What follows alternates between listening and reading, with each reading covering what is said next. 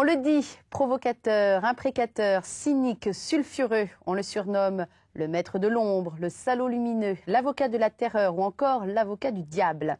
Présenté volontiers comme le défenseur des indéfendables, on compte à l'actif de ce mercenaire du droit, Klaus Barbie, le terroriste Carlos Slobodan Milosevic ou encore le préfet Bernard Bonnet. Celui qui pousse à son paroxysme la mission de l'avocat est presque devenu, du haut de ses 82 ans, une légende. Alors aujourd'hui, je vous propose de passer derrière l'image stéréotypée que nous avons de lui, derrière la caricature, afin de découvrir peut-être le visage inattendu de sa personnalité. Jacques Vergès, bonjour. Bonjour. Je dis bien peut-être, parce que vous n'êtes pas quelqu'un qui est déchiffrable aisément. Vous aimez bien brouiller les pistes quand même. Je ne crois pas. Non? Non, non. Non, je ne crois pas. Peut-être je suis secret de tempérament. Et donc, quand on est secret, forcément, dans l'image que les gens se font, il y a des trous. Ah oui, il y a quand même ce fameux trou qui intrigue tous les journalistes de quoi, 8-9 ans, entre 1970 et 1979, où on ne sait pas, il y a un trou sur votre CV, ça fait fantasmer le tout Paris, en tout cas le tout Paris journalistique. On ne sait pas ce que vous avez fait, je ne vous demande pas parce que vous ne me répondrez pas de toute façon, mais bon, toutes les hypothèses les plus folles ont été suggérées. Oui, mais ça n'a pas d'importance. Ça vous plaît qu'il y ait ce mystère autour de vous, qui alimente une certaine légende? Ça ne me plaît ni ne me déplaît. D'accord. Ça ne vous touche pas? Non. Je suis toujours content. Vous emporterez votre secret dans la tombe, vous croyez? On ne sait pas. Peut-être qu'un jour je deviendrai bavard. Ce n'est pas exclu. Mais ce n'est pas probable. Bon, eh ben, dit comme ça. Alors c'est vrai que vous vous êtes fait une spécialité des gens dits indéfendables, qu'ils soient terroristes, dictateurs, criminels de guerre, assassins et autres bourreaux en tout genre. C'est une vocation qui naît comment, de s'intéresser aux plus indéfendables des personnes? Je suis entré dans cette profession sans vocation. J'ai fait des études d'histoire, c'est ce qui me plaisait, et de langues orientales. Mais à un moment, il faut gagner sa vie. Et je ne me voyais pas fonctionnaire, professeur dans l'enseignement et dépendant d'une hiérarchie. Et comme j'avais commencé des études de droit, je les ai terminées. Et j'ai prêté serment comme avocat. C'est donc une profession qui ne me répugnait pas, mais je n'avais pas de vocation. Mais ces jeunes avocats stagiaires, quand j'ai été commis au bout d'un mois ou deux pour défendre un jeune malfrat, quand j'étais assis en face de lui au parloir des avocats dans la prison, en le regardant, je me suis dit, il a mon âge, il a 2 yeux comme moi, 2 mains, un sexe sans doute, un cœur. Les mots dans sa bouche ont le même sens que dans la mienne. Je comprends ses silences. Qu'est-ce qui fait qu'il a fait ce qu'il a fait? Est-ce que je serais capable de cela aussi? Et j'ai compris que c'était ma vocation, m'interroger sur les autres. La vocation est venue de la pratique, quelque part. Et puis ensuite, la pratique est arrivée, mais donc c'est ça au départ. Alors, j'ai défendu donc un certain nombre de gens. J'ai prêté serment en 55, j'ai été nommé premier secrétaire de la conférence en 56, d'un titre assez envié au palais. J'ai eu beaucoup de commissions d'office quand vous êtes premier secrétaire, qu'il y a un gros crime, que le criminel n'a pas d'avocat, on vous commet. Et donc j'ai eu une clientèle ainsi intéressante et ma vocation s'est renforcée. Et puis, en 57, je suis allé à Alger, c'est-à-dire la bataille d'Alger, pour des confrères de gauche en France. Et là, j'ai été pris ensuite, jusqu'à la fin de la guerre d'Algérie, dans la défense des prisonniers algériens. Oui, voilà, vous êtes vraiment un défenseur acharné. Acharné. Des activistes algériens. Et là, je suis rentré en conflit avec les avocats de gauche. Eux voulaient un procès classique. On s'explique. Et moi, je leur disais, mais vous êtes fous, comment allez-vous vous expliquer avec des officiers, des sous-officiers qui reviennent du bled? Certains ont commis des crimes dans le bled, d'autres n'ont pas commis de crimes, mais sont restés passifs devant la situation. C'est là finalement que vous avez inventé, je ne sais pas si on peut dire ce mot-là, vous me le direz, la stratégie de la rupture. C'était. Alors je leur disais ceci, vous essayez d'avoir avec eux un dialogue qui n'est pas possible. Conséquence, vous aurez une condamnation maximum. Et vous n'aurez aucun recours contre eux. Tandis que moi, je sais que j'aurai la condamnation maximum. Mais ce n'est pas vers eux que je plaiderai, c'est vers l'opinion. Parce que dans l'opinion, le rapport de force est différent. L'opinion française est internationale. Bon. Et à ce moment-là, je pourrais les sauver. Et donc, le problème n'est pas de dialoguer avec eux, puisqu'on n'a aucune valeur commune. En effet, le juge disait, vous êtes français. L'accusé répondait, je suis algérien. Le juge disait, vous êtes membre d'une association de malfaiteurs. L'accusé disait, je suis membre d'une organisation de résistance. Aucun dialogue n'était possible. On appelle ça un dialogue de sourds.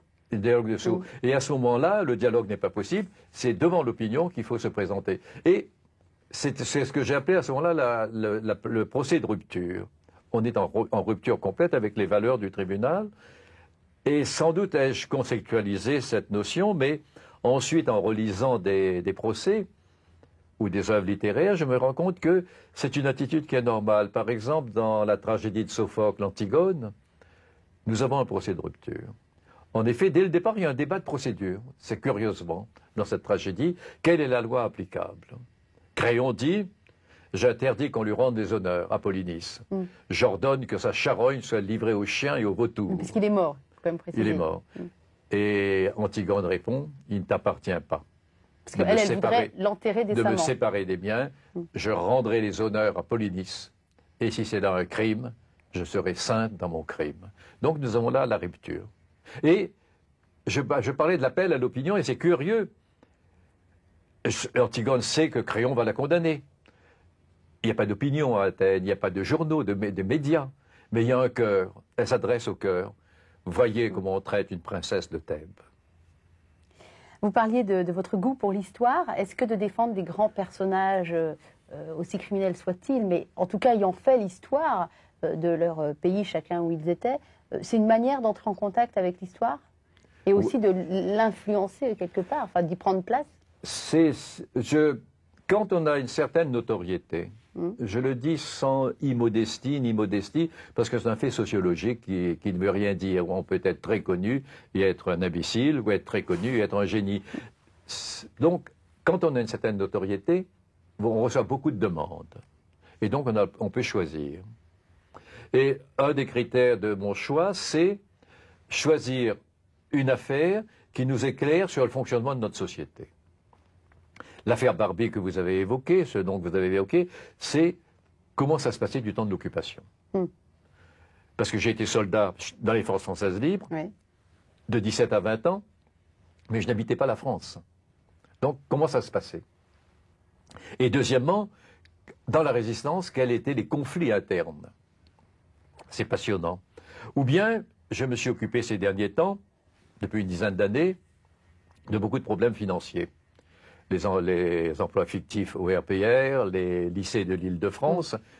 Et ça, j'ai été intéressé parce que ça m'apprend comment fonctionne un parti politique, comment il se finance. Ça vous permet de rentrer dans une problématique complète et vous allez devoir maîtriser et donc travailler pour ça. C'est ça. Et, ou bien, également, les écoutes de l'Élysée.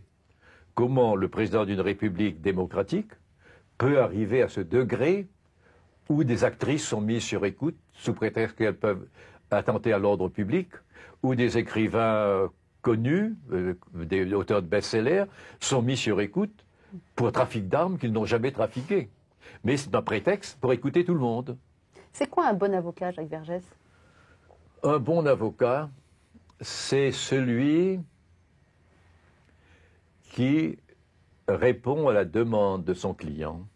Et cette demande est complexe. D'abord, c'est la peine la moins lourde possible. Mais deuxièmement, c'est donner un sens au malheur du client. Le client a besoin de connaître si le client est un vaincu, il est entre deux gendarmes. S'il ne donne pas un sens à ce qu'il est en train de vivre, il se désagrège. Il s'agit de lui donner un sens et de l'aider. Le procès, c'est un roman. C'est le résumé d'un roman, d'une tragédie. Et le procès, c'est le 5e acte.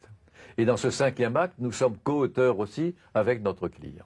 Moi, j'aurais plutôt dit qu'un procès était une sorte de... Vous parliez de tragédie antique avec Antigone de Sophocle. Ça fait quand même très pièce traditionnelle avec la règle des 3 unités. Des 3 unités. Je trouve que ça fait très spectacle finalement un procès. Oui. Il y a des acteurs, il y a... Exactement. Et le procès, vous disiez, c'est un spectacle. Il y a une esthétique judiciaire. Souvent, vous avez un langage convenu des gens de justice, une langue de bois. Nous sommes là pour découvrir la vérité, faire triompher la morale, patati patata. Il y a les effets de manche aussi. Il y a une esthétique. Et le procès est une œuvre créatrice comme le roman ou la tragédie. Prenons par exemple Le Rouge et le Noir. L'histoire que raconte Stendhal est une histoire qui a eu lieu à Grenoble. Stendhal, lisant la Gazette des tribunaux, lit cette histoire, va à Grenoble, consulte le dossier, et quand on voit le dossier et le roman, il n'a rien changé à la trame du procès. Il a changé les noms. Antonin Berthet est devenu Julien Sorel, Madame Michaud de la Tour est devenue Madame de Rênal. Il n'a rien changé. Mais nous voyons donc là une affaire de droit commun. Un jeune homme d'origine modeste, précepteur chez une dame de la petite noblesse, tente de la tuer à la suite d'une histoire d'amour confuse. Il devient un personnage de notre société, de notre univers culturel, Julien Sorel. On le voit avec les traits de Gérard Philippe dans le film d'Autant Lara. Et voilà donc, il y a une esthétique. Et vous avez Jeanne d'Arc sans son procès ne serait pas une sainte. Jeanne d'Arc arrive, pardonnez-moi de le dire, Jeanne d'Arc arrive à son procès, elle est un chef de guerre. Pendant le procès, les juges ecclésiastiques vont faire d'elle une sorcière. Et quand elle va monter sur le bûcher, elle-même s'est transformée en sainte. Quand elle monte sur le bûcher, un des conseillers du roi d'Angleterre dit « Nous sommes perdus. Nous venons de brûler une sainte. » Et un de ces juges ecclésiastiques dit « Je voudrais être en ce moment là où se trouve cette femme. » Donc le procès, c'est un lieu de métamorphose. Et c'est un lieu magique. Un procès ne se déroule jamais comme les juges l'ont prévu. Parce qu'un procès, ce n'est pas un problème de mécanique. Ça ne fonctionne pas comme un ordinateur. Il y a un être humain. Et à partir du moment où un être humain, tout est possible. Et pourquoi vous avez choisi d'être avocat plutôt que juge, par exemple? Parce que... Ou que procureur, ou que... Enfin bon, juge. Parce que l'avocat... Il a le rôle principal. A le rôle principal. Et puis c'est lui qui connaît l'accusé. On n'imagine pas un procureur se rendant toutes les semaines voir un accusé en prison et discutant avec lui de musique, d'amour, de voyage. C'est la dimension humaine du métier qui vous intéresse. C'est l'empathie. C'est, et je dirais, pour reprendre une expression d'André Gide, c'est assumer le plus possible d'humanité. Essayer de comprendre l'escroc et l'honnête homme. Essayer de comprendre l'assassin et sa victime. Et on arrive à avoir de l'empathie pour des gens comme tous ceux que vous avez défendus, que ce soit Milosevic, Klaus Barbie, Carlos... Quand vous les énumériez ces gens, je me disais, ce sont des êtres humains. Et c'est ça le grand mystère. Comment des êtres... C'est à partir du moment où on dit, ce sont des monstres, ou bien encore plus, ils étaient comme ça dans le ventre de leur mère, ils sont prédestinés, c'est une question de gène. Non, ça c'est... Oui. Ça se dit aujourd'hui. Bon. Et à partir de ce moment, on n'a rien compris. Tandis que si on se dit, cet homme est semblable à moi, comment est-il arrivé à commettre ce qu'il a commis? Ceci est intéressant pour l'accusé. Mais ceci est parce que ça ne l'exclut pas de l'humanité. Mais ceci est intéressant pour la société aussi, parce qu'elle peut prendre des mesures préventives pour que d'autres ne suivent pas le même chemin. Bon. On me disait Barbie. Comment Barbie est un SS, officier SS. On imagine un grand blond fort et païen. C'est un homme tout petit, et qui payait pas de mine, quoi. Et profondément chrétien. Et c'est un capitaine SS. Bon. Et comment est-il arrivé là? Je disais, si vous prenez par exemple, changeons de personnage, prenez un homme comme le général Ossarès. Je ne le calomnie pas, il a publié ses exploits. Il prenait des prisonniers le soir, il les torturait, le matin, il les tuait. Ses exploits, entre guillemets, oui. Bon. Comment est-il arrivé à faire cela? Quand on sait que ce monsieur, à 20 ans, était un résistant, qu'à 20 ans, il a eu un prix au concours général pour une dissertation sur les églogues de Virgile. Comment cet homme est arrivé à faire ça? Et là, une des réponses, c'est pas toutes, mais une des réponses, c'est on a donné à l'armée un pouvoir de police que l'armée n'a pas. Et on a autorisé les militaires à garder prisonniers un nombre indéfini de jours, le prisonnier qu'ils interrogent. À partir de ce moment-là, tous les débordements sont possibles. Tout ce qui... Enfin, le crime vous fascine? Est-ce qu'il y a une fascination pour le crime, pour les assassins, par rapport à ce que ça peut dire sur nous aussi? C'est ça, en fait. J'ai là la curiosité du romancier. Si vous lisez tous les romans de Dostoïevski, tous les héros sont des nihilistes. Et Dostoïevski, dans la vie, a de la haine pour les nihilistes. Mais tous ces héros sont des... Parce que tous ces héros, tous ces hommes l'interrogent. Qu'est-ce qui fait agir le prince Stavrogin? Qu'est-ce qui fait agir Dimitri Karamazov? C'est pareil chez Stendhal, chez Shakespeare. Chez Shakespeare, mais aussi... C'est baigné de sang, c'est des flots de sang et de crimes. Chez Mauriac, dans Thérèse d'Esquerou, quel est le personnage qui nous intrigue? C'est pas le mari, c'est Thérèse. Bon. Et ne parlons pas des personnages de Gide, l'immoraliste ou les autres. Et donc, c'est celui qui nous pose des questions sur nous, c'est le criminel. La victime, nous sommes de plein pied avec elle. Elle ne nous pose pas de questions. Un homme la femme d'un homme a été tuée. Nous comprenons le malheur du veuf. Une femme a eu son fils enlevé. Nous comprenons les malheurs de la mère. Mais celui qui nous pose des questions, c'est celui qui a enlevé l'enfant et celui qui a tué la femme. Et celui-là, nous essayons de le comprendre. Et comprendre n'est pas excuser, mais comprendre. Quelle est la place, finalement, de la vérité? Est-ce qu'il y a plusieurs vérités dans un procès? Bien sûr. Je vais vous donner un exemple tout de suite à propos de Julien Sorel. Dans la défense du personnage qui s'appelait Antonin Berthet, son avocat, Maître Thomasson, nous sommes en 1827, en période de grande réaction nobiliaire en France, il a peur de poser les problèmes de classe. Il va parler d'amour qui est un thème intemporel. Et il va dire, je vais essayer de vous démontrer que l'amour est un délire. C'est-à-dire que Antonin Berthet n'est pas responsable, il est dans plein délire. Au terme de son roman, qui est une longue plaidoirie, Stendhal va prêter ces mots à Julien Sorel. « Messieurs, je n'ai pas l'honneur d'appartenir à votre classe. Vous voyez en moi un fils de paysan qui a voulu s'élever au-dessus de sa condition. Je ne vous demande aucune grâce. Bon. » Et donc, là nous disons, mais quel est le personnage réel? Est-ce celui que Thomasson a défendu? Est-ce celui que Stendhal imagine? Nous ne le savons pas. Parce que les arguments que tous les deux utilisent sont dans le dossier. Mais ils sont comme des monteurs de cinéma devant des rushs.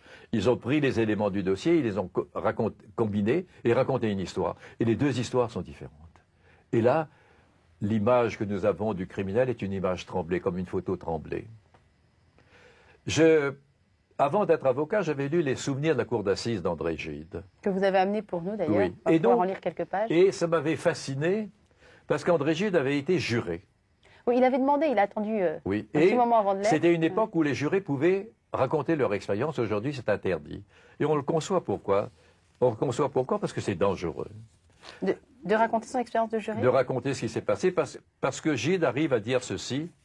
Mais à présent, je sais par expérience que c'est une toute autre chose d'écouter rendre la justice ou d'aider à la rendre soi-même. Quand on est parmi le public, on peut y croire encore. Assis sur le banc des jurés, on se redit la parole du Christ, ne jugez point. Que Gide parle du Christ déjà, c'est déjà un exploit parce qu'il n'était pas très... Et donc voilà ce qu'il dit à partir de son expérience. Et certes, je ne me persuade point qu'une société puisse se passer de tribunaux et de juges, mais à quel point la justice humaine est chose douteuse et précaire. C'est ce que durant 12 jours j'ai pu sentir jusqu'à l'angoisse. C'est ce qu'il apparaîtra peut-être encore un peu dans ses notes. Et ça m'avait beaucoup frappé. Et en effet, il peut arriver, pas toujours, mais il peut arriver quand l'avocat voit son client partir entre deux gendarmes, se dire, est-il vraiment coupable? Ai-je mal plaidé?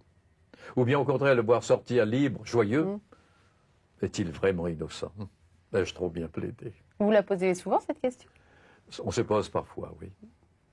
Pour revenir à la vérité, est-ce qu'on cherche la vérité ou est-ce qu'on cherche la vraisemblance dans un procès? À mon avis, le procès, c'est la vraisemblance qu'on cherche, c'est pas la vérité. La vérité échappe à la recherche. Et je pense, parce que voyez-vous, un avocat doit lire beaucoup. Parce qu'il n'est pas rendu romancier, il n'est pas rendu dramaturge. Je vous ai cité Julien Sorel, Sophocle. Je voudrais parler maintenant de André Gide et de Lafcadio, des caves du Vatican. Lafcadio a tué Fleury-Soir dans un train. Il a ouvert la porte, il l'a précipité sur la voie. Si je me souviens bien, je l'ai lu à un moment, mais c'est un acte gratuit, c'est ça? Un acte gratuit, Oui. et qu'il croit gratuit. Bon, il le jette. Mais avant de tomber, Fleurissoir s'est agrippé à lui et a pris cette chose qu'il aimait tant, son chapeau de castor. Et il se dit, il y a la marque d'origine du chapeau à l'intérieur. On va me retrouver. On va me retrouver. Et puis il lit dans le journal que la marque du chapeau a été enlevée. Et il se dit, mais qui l'a enlevé? Et c'est un personnage qui veut le faire chanter, qu'il connaît, c'est Protos. Et Protos est arrêté et accusé du meurtre. Et on trouve chez Protos la découpure du chapeau. Protos est foutu. C'est ce qu'on appelle la logique du dossier, et la logique du dossier tourne le dos à la vérité. La vérité peut être fragile. Très fragile, oui. On n'a qu'à voir dans toutes les affaires, de l'affaire d'Outreau, par exemple, qui est c'est un peu exagéré parce que tous les dysfonctionnements sont réunis dans cette affaire. Mais tous ces dysfonctionnements existent dans la réalité. Mais jamais tous ensemble, comme Jamais là, tous ça l'a ensemble. été, Mais déjà, un dysfonctionnement, c'est déjà très grave. Je dis qu'il existe ce que les juges n'admettent pas, une loi de proximité. Je rentre chez moi ce soir. On trouve devant ma porte le cadavre d'une jeune femme. On me dira, à quelle heure êtes-vous rentré, maître? Je dirais, je ne sais pas, j'étais chez des amis à 11h30. C'est étonnant, l'expertise. L'autopsie établit qu'elle est morte à minuit moins le quart. Vous n'avez pas vu? Non. Vous vous troublez, maître. Et vous avez, je prends un autre cas. L'ADN est une conquête extrêmement importante. On a l'impression que ça évite les erreurs judiciaires. C'est pas le cas? Ça évite, souvent ça évite. Mais je prends un cas, un monsieur est à son bureau, il a une liaison. À l'heure du repas, il se rend chez sa maîtresse, ils ont un rapport. Comme ils sont amants et maîtresse, ils s'aiment bien, ce rapport n'est pas protégé. Il retourne à son bureau, il est parfaitement heureux. Un rôdeur arrive, qui lui s'est protégé, viole sa maîtresse et la tue. Et puis s'en va. Je vois les choses d'ici, oui. On appelle le médecin, on fait le prélèvement de liquide séminal. On lui dit, c'est vous? Il dit, oui, mais allons, monsieur. Alors on interroge un voisin. Il leur arrivait parfois de se disputer. Elle voulait absolument qu'il l'épouse et lui refusait. Monsieur, il est perdu. C'est ce qu'on appelle la logique du dossier. Est-ce que c'est vrai que vous commencez toutes vos plaidoiries par « et c'est pour ça qu'on me dérange » ? C'est? Et c'est pour ça qu'on me dérange? Non. Non, c'est une légende, ça aussi? C'est une légende, oui. On parlait des grands criminels que vous aviez défendus. En vous demandant, en préparant cette émission, quelle est la valeur que vous mettiez au-dessus de toutes les autres, vous m'aviez répondu que c'était la dignité. C'est la valeur que je mets au-dessus de tout, c'est la dignité. Même au-dessus de la vie, vous m'avez dit. D'ailleurs, vous dites... C'est plus que la vie. J'ai pas encore eu l'occasion, je vais le faire, on va revenir sur la dignité de montrer le livre que vous venez de sortir aux éditions du Rocher, Jacques Vergès, que mes guerres étaient belles, et Oui. vous en parlez de la dignité. Oui. Et c'est là que vous dites, c'est au-dessus de la vie même, je mets la dignité de la personne. Exactement. Ça peut être assez choquant quand même à lire, je ne sais pas si vous en Oui, rendez mais compte. la dignité humaine, c'est pour moi la valeur suprême. Et c'est pour ça que même le pire criminel, je n'accepte pas qu'on ne le traite pas en être humain. On peut le tuer, mais qu'on le traite en être humain.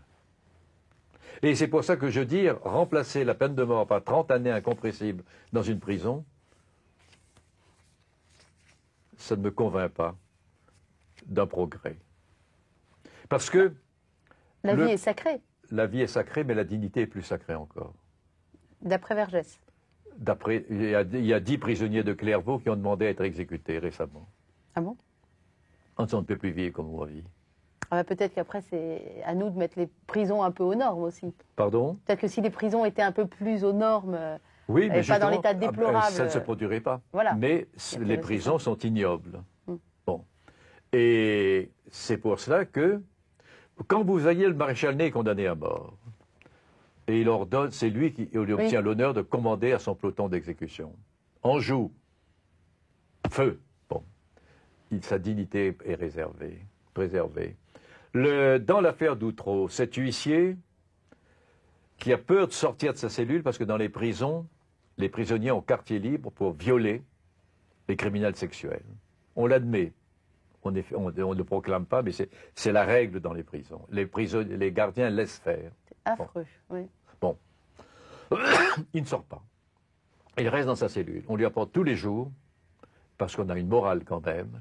Un homme qui fait des attouchements à un enfant est un être ignoble. Alors on crache sur sa gamelle. Il a une gamelle couverte de crachats. Il va rester comme ça 3 ans. Son couple va se séparer. Ses 3 enfants vont être à l'assistance publique. Et puis on va la quitter. Mais est-ce que c'est réparable, ce qui s'est passé? C'était irréparable. Et là, c'est la dignité humaine. Paul Ricoeur disait que quelque chose est dû à l'être humain du seul fait qu'il est humain. C'est ce que j'appelle la dignité. Que vous défendez. D'ailleurs, on dit la dignité, ce n'est pas un pluriel. Il n'y a pas des dignités, il n'y a pas de nuance, oui, pas de degré dans la dignité. Que les discriminations me font horreur. Que quelqu'un n'ait pas le droit de vote me fait horreur. Mais ça, c'est moins grave qu'un crachat au visage, qu'une humiliation. Vous avez subi, vous, justement, des humiliations non. À votre égard? Non, j'ai eu cette chance. Vous auriez pu, quand même. Pardon? Vous auriez pu. J'aurais pu. Je suis né en Thaïlande d'un père réunionnais et d'une mère vietnamienne. Un papa médecin et d'une maman institutrice. Mon père était consul de France. Quand il a épousé ma mère, on lui a dit de dégager. Bon. Il était médecin, c'était sa vraie profession. Il est allé à l'île de la Réunion, dont il était originaire. C'est là que vous avez grandi, d'ailleurs. Et j'ai grandi dans une famille où le père était médecin. Et à la fin, était directeur du service de santé. Donc, personnellement, j'étais protégé. Mais j'ai des yeux d'enfant pour voir. À La Réunion, l'esclavage avait été aboli moins d'1 siècle auparavant. Ça reste des séquelles. J'allais à Madagascar. Je voyais comment les indigènes étaient traités à Madagascar. Avec un mépris incroyable. Bon. Et là, j'ai été sensibilisé à ces problèmes. C'est pourquoi je dirais que, loin d'être quelqu'un de déchiré, comme on présente souvent les gens issus d'ethnies différentes, en fait, les métis, je ne suis pas déchiré, je suis double. Je vous ai cité Stendhal, Gide, Sophocle. Bon, j'ai une culture européenne. Mais ma sensibilité s'est formée dans mon enfance à la vue de la discrimination. Et c'est pour ça que pour moi, la discrimination est l'injure suprême, le crime suprême. Vous-même, vous avez un type physique eurasien, oui. De par le croisement des gènes entre votre papa et votre maman. Vous n'avez pas subi, vous, avec ce physique-là, des discriminations raciales, ne serait-ce que ça? Personnellement, non. Mais personnellement, je sentais que j'étais singulier. Il n'y a pas beaucoup de Vietnamiens à La Réunion. Bon. Les seuls Vietnamiens qui étaient à La Réunion, c'était 2 empereurs déchus en exil. Bon. Tan Thai et Du Tan. Mais j'aurais pu en souffrir, parce que, évidemment, on disait Shen Tok, etc. Ouais. Bon. Mais mon père avait beaucoup vécu en Asie, en Chine en particulier, en Indochine, et avait pour les civilisations asiatiques un très grand respect. Et qu'il nous a appris avec une bibliothèque complète sur la civilisation chinoise, indienne, insulaine, etc. Si bien donc on n'a pas eu ce complexe aussi. Alors vous dites on, juste pour préciser, vous parlez aussi de vos frères et sœurs? De vos frères et sœurs, vous dites on parce que de vous mon étiez... frère et moi, de mon frère jumeau et moi. Oui. De votre frère jumeau dont on ne sait pas bien s'il est votre jumeau ou pas. Ça, c'est une drôle d'histoire aussi. On ne sait pas bien s'il est mon jumeau. Votre papa a déjà eu 2 enfants d'un premier mariage. Oui. Il s'est remarié avec votre maman. Oui.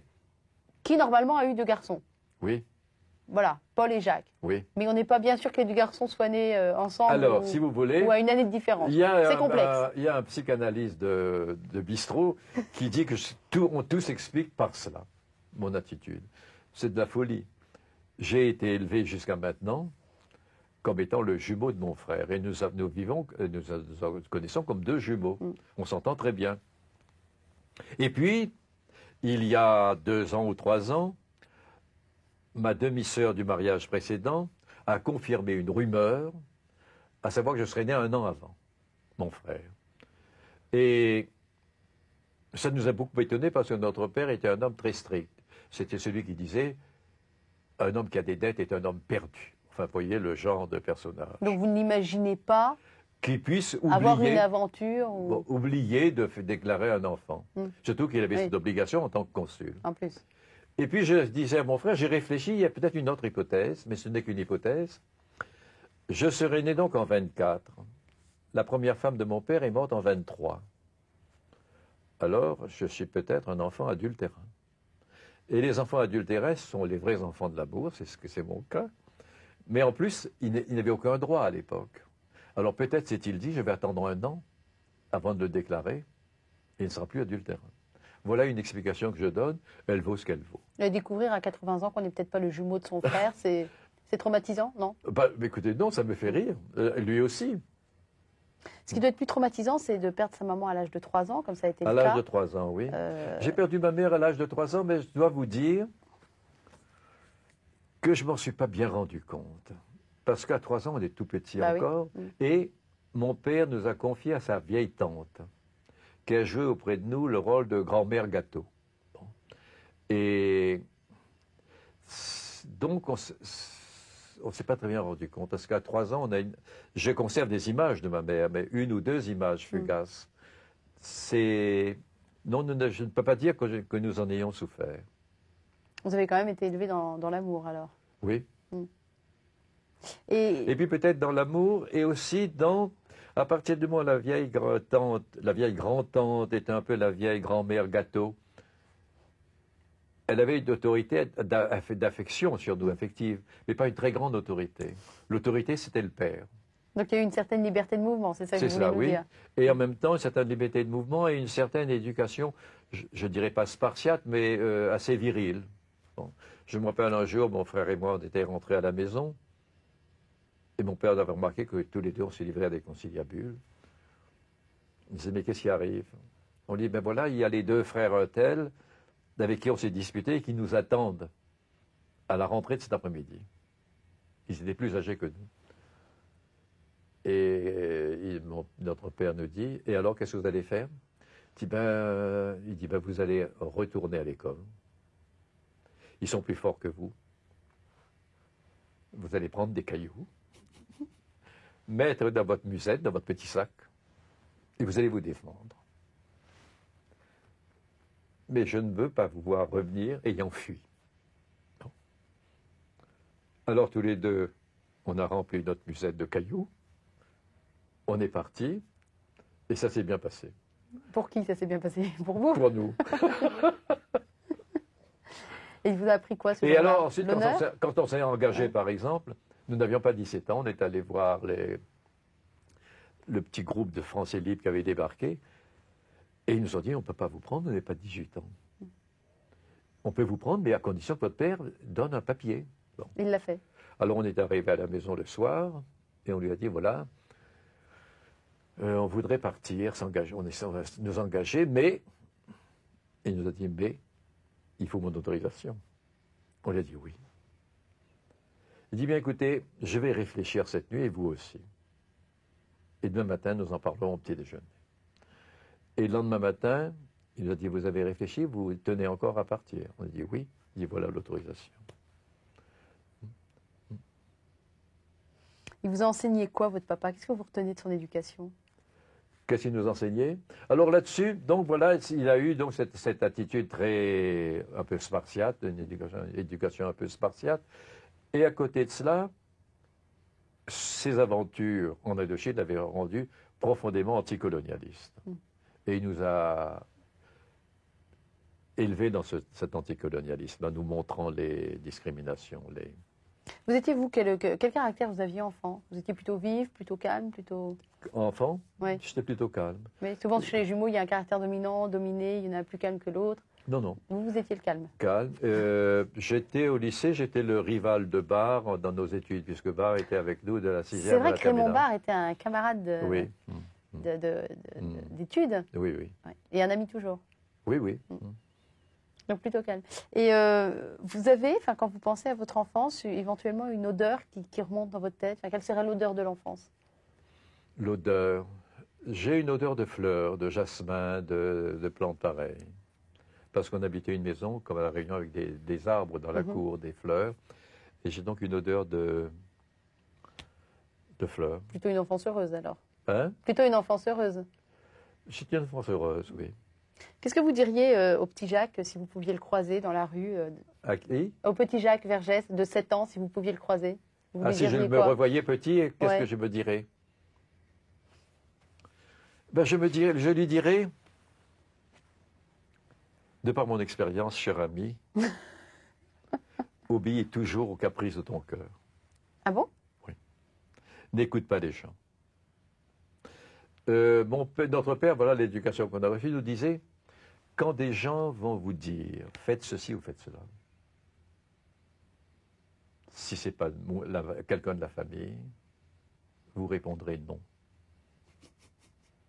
Ça vous évitera de bien des bêtises. Et je repense avec amusement à l'attitude de certains amis de la famille qui nous disaient, mon petit, tu pourrais faire ça? Non. Et c'est ça que vous appelez les caprices de votre cœur? Ça veut dire quoi? Que vous avez trahi un peu des fois la règle de votre père et que vous le regrettez? Vous avez trahi cette règle de votre père et que vous le regrettez? Quand vous dites suivre toujours les caprices de son cœur? Non, j'ai toujours obéi aux caprices de mon cœur. Mais ça peut se manifester comment, un caprice? Parce qu'un caprice, c'est pas une très bonne connotation, caprice. C'est Par exemple, c'est-à-dire les caprices, peut-être je suis par modestie, j'emploie le mot caprice. les élans, en tout cas. Des élans. Par exemple, quand je me suis engagé, c'est un oui, élan. Bon.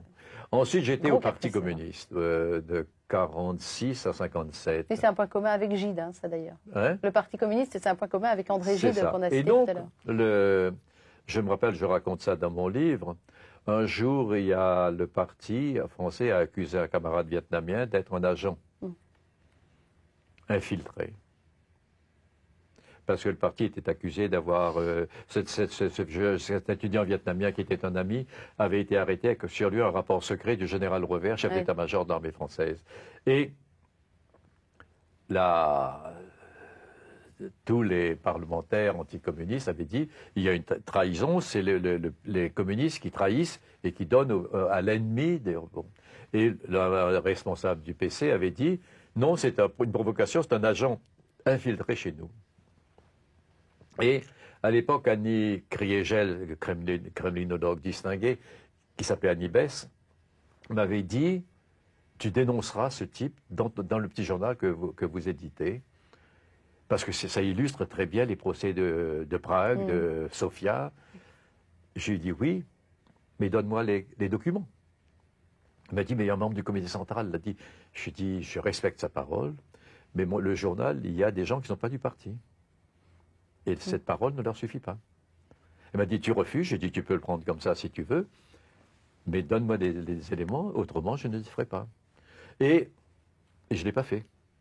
C'est une carrière d'apparatchik qui s'est arrêtée net, mais je m'en sors indemne. Parce que vous êtes resté fidèle? Oui. À ce que votre cœur vous dictait en tout cas, et votre raison aussi. Mm. On a parlé de cette grande vieille tante ou vieille grande tante, je ne sais plus dans quel ordre vous mettez ça. C'est une personne très pieuse. Très pieuse, oui. Qu'est-ce qu'elle vous a transmis de sa foi, cette personne-là? Non. Rien? Non. Si je me pose des questions sur le mystère humain, ce n'est pas par la vieille tante. Parce que... Par votre papa alors, parce qu'il était très catholique aussi, votre papa. Non, lui se disait athée. Ah, il se disait athée, d'accord. Et elle, la vieille tante, elle n'avait pas un magistère intellectuel très grand sur nous. Affectif, nous étions très... Mais on ne prenait pas très au sérieux les discours de la vieille tante.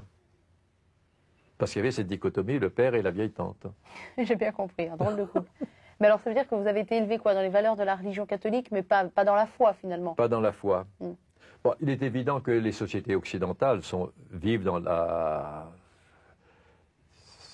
une société qui... c'est très simple.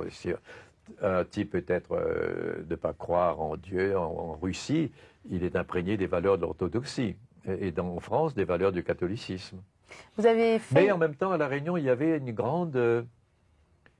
beaucoup de religions différentes qui vivait en pleine harmonie. Mhm. Nous assistions tous les ans à des cérémonies indiennes, avec en particulier, ce qui nous a émerveillé, mon frère et moi, la marche dans le feu. Ah oui. Bon. Et, ou bien, c'est quand c'était la fête des Chinois, le boutiquier chinois nous donnait des cadeaux. Et puis là, il y avait les fêtes également musulmanes.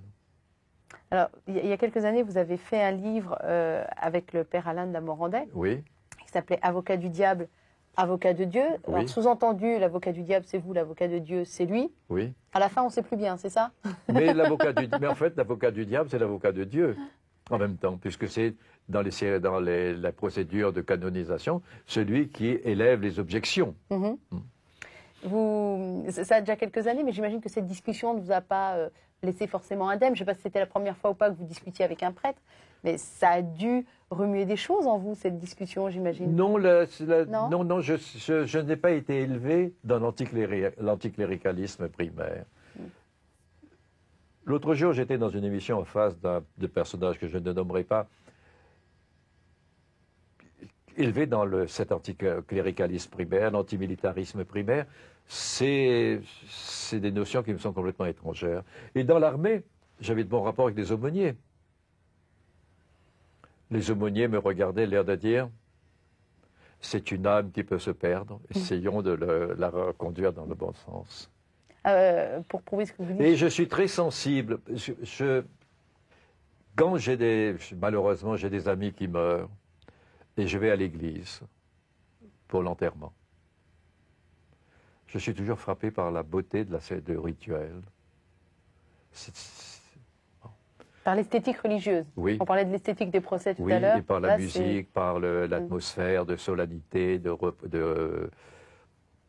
et de même, quand les mosquées, me semble, quand une mosquée, j'entre dans une mosquée vide, c'est quelque chose d'extraordinaire, ce silence. Il y a un sens du sacré chez vous, en tout cas. J'ai un sens du sacré très grand. Et ce sens du sacré, je ne suis pas un croyant, mais je le place dans l'homme. Pour moi, l'homme est quelque chose de mystérieux. Il y a en nous des pouvoirs que nous ne connaissons pas. Et d'où nous venons, où allons-nous, c'est des choses à laquelle je ne peux pas répondre, mais qui me, je ne dirais pas qui me tracassent, mais qui me font rêver.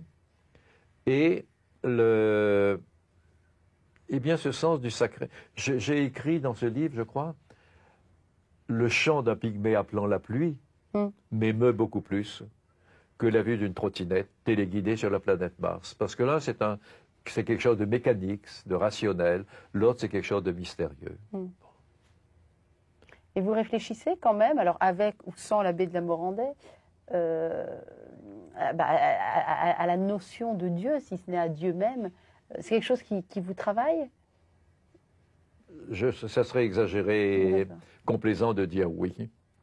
Je n'imagine pas un Dieu qui me ressemble. Je vis dans un monde qui est sacré. Chaque être est sacré. Même, j'ai été élevé dans un milieu paysan à La Réunion à l'époque. Même la capitale, ça n'avait rien d'une conurbation. Le regard d'un cheval, l'attitude d'un chat qui vient se faire caresser, d'un chien. Je suis très ému. Très ému par la vie. Et la mort, elle vous fait peur? La mort ne me fait pas peur. Parce que vous avez vu disparaître déjà beaucoup de gens? J'ai vu disparaître beaucoup de gens. Pendant la guerre, j'ai vu des amis qui sont morts au combat. J'ai vu ensuite des gens qui meurent de maladie. Et tout d'un coup, on dit, tu sais, un tel, il est très malade. Ah bon, qu'est-ce qu'il a? On croit qu'il a un cancer du pancréas. Ah bon? Oui, il était admis à l'hôpital. Et 10 jours après, on nous dit, il est mort. Or, avec l'âge avançant, ça arrive de plus souvent. Et donc, on se pose des questions. Devant un ami mort, on se dit, mais qu'est-ce que c'est que la vie? Et Et puis on se dit, mon tour viendra. Et comme on a été relativement heureux dans sa vie, on se dit, ben, la mort peut arriver. Et vous direz quoi pour votre défense lors du jugement dernier? Devant Dieu ou Saint-Pierre? Je crois que je ne dirai rien parce que c'est lui qui me dira, toi alors. Il y a un grand rêve que vous voudriez accomplir avant de partir? Vous avez un rêve inachevé? Non. Non? Non. Non, j'ai fait tout ce que je voulais faire. Bien sûr, dans la direction où j'étais. Bon. Si, avant d'être avocat, quelqu'un m'avait dit, Jacques, on a un piston formidable, tu peux avoir une bourse qui peut durer 20 ans pour déchiffrer une langue qu'on n'a pas encore déchiffrée. L'étrusque, par exemple, ou le linéaire A. Ça vous aurait intéressé, ça? J'aurais dit oui. Ah, bon. D'accord. Ça n'a pas été le cas. Non. Non. Je vais vous poser quelques petites questions pour terminer cette émission. Quelle est la chose la plus folle que vous ayez faite dans votre vie? La chose la plus folle. La plus insensée.